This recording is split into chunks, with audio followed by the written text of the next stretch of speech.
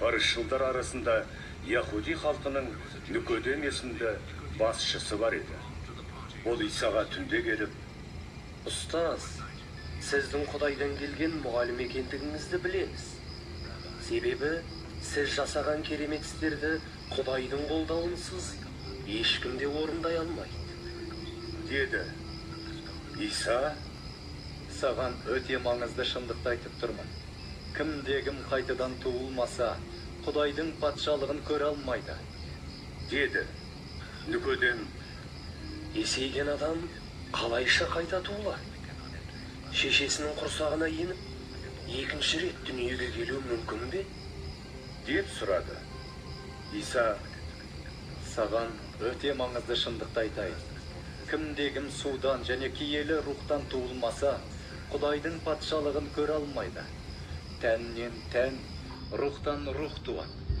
Менің қайтадан туылуға тиіссіңдер дегеніме таңданба. Жел қалаған жерінде соғады. Оның гуілін естисің, бірақ қайдан келіп қайда кеткенін білмейсің. Киелі рухтан туылған әр адамның басынан өткені де осыған ұқсас, деді. Нүкодем: Бұл қалай болады? деп сұрағанда Исаның жауабы мынау болды. Израилдің дін мұғалімі бола тұра, осыны білмейсің бе?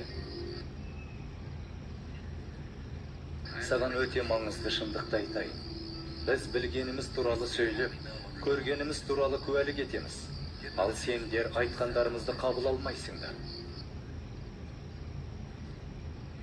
Мен сендерге жерде болып жатқандарды айтқанда сенбейсіңдер.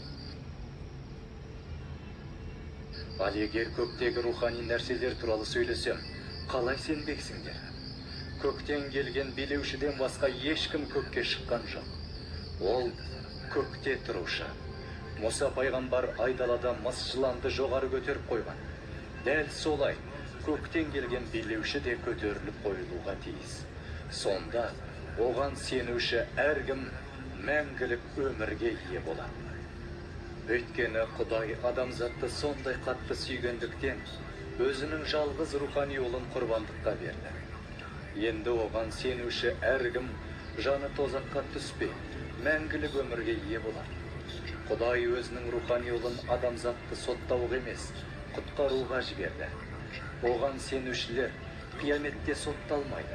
Ал Құдайдың жалғыз рухани ұлына сенбейтіндер әлде қашан сотталған. Соттың мәні мынадай: Құдайдың нұры жерге келді. Бірақ адамдар одан гөрі түнекті жақсы көрді. Себебі олардың істері жаман еді. Жамандық істеген әркім нұрды жек көреді, және жасаған істері әшкереленбес үшін нұрға жоламайды. Ал шындыққа сай өмір сүретін әркім өз істерінің Құдайдың көмегімен жасалғандығы көрініп тұрсын деп нұрға шығады. Бұдан кейін Иса шәкірттерімен Яхудея аймағына барды. Сонда біраз уақыт олармен бірге болып, теріс жолдан қайтқан кісілерді шомылдыру рәсімінен өткізді. Жақия пайғамбарда Сәлім қаласына жақын Енонда осы рәсімді орындап жүрді. Өйткені ол жерде су мол еді. Көп адамдар оған келіп рәсімнен өтті.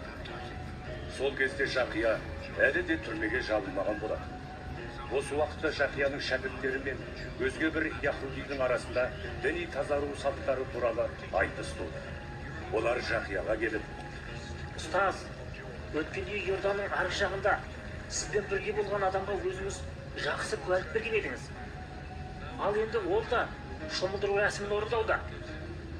Жұрттың бәрі соған барып жатыр, деді.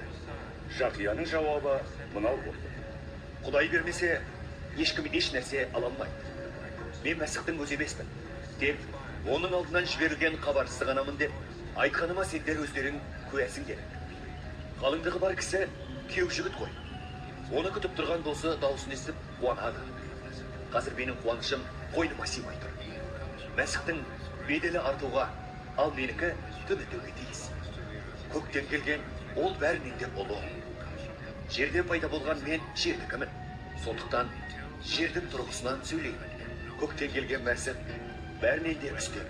Ол өзінің көкте көріп, естігендеріне куәлік етеді. Алайда оның шынайы хабарын көпшілік қабылдамайды. бірақ соны қабылдағандар Құдайдың өзін шындық деп мойындайды. Құдай жіберген мәсіх оның хабарын жариялайды.